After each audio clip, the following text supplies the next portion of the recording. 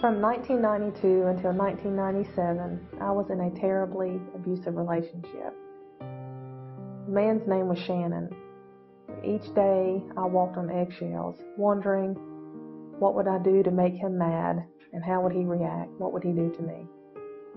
But I kept telling myself through these years that he loved me and that I could change him with my love. At night he would be laughing and he would point his .357 revolver at me. I could see the red dot from the gun's laser on my chest or somewhere on my body, and he thought it was funny to scare me. I can remember hearing him say that if he ever did shoot me and kill me, he would just tell police that he was cleaning his gun, it was an accident, and he would get away with my murder.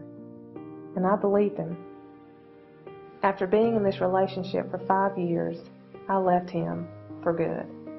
I began to believe in myself again, and I pursued my childhood dream to become a police officer, and I started rookie school.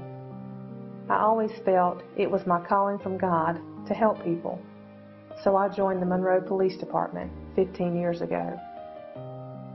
I knew in my heart that I needed to forgive Shannon for all the times he had hurt me, if I ever wanted to live my life to the fullest of what God intended. If I hadn't forgiven him, my life would continue to be under his control. And life is too precious for that. The night of December 18, 2004, as I stood in my kitchen when the phone rang, looking at my Christmas tree, I received a call from a Charlotte detective. He asked me if I knew Shannon Hunt. I replied that I did, and I was told that he had just been arrested for shooting and killing his girlfriend. And I can't even elaborate on how that felt. The detectives had me share with them about my relationship with Shannon. And I told him about him pointing a gun at me and how he would say that if he ever did shoot and kill me, he would just say he was cleaning his gun.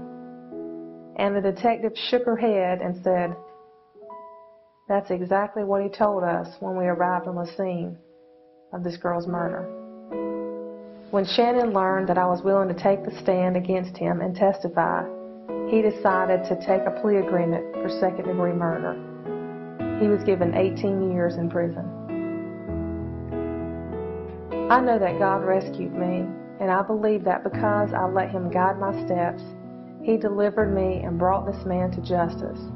For that, I will always be grateful.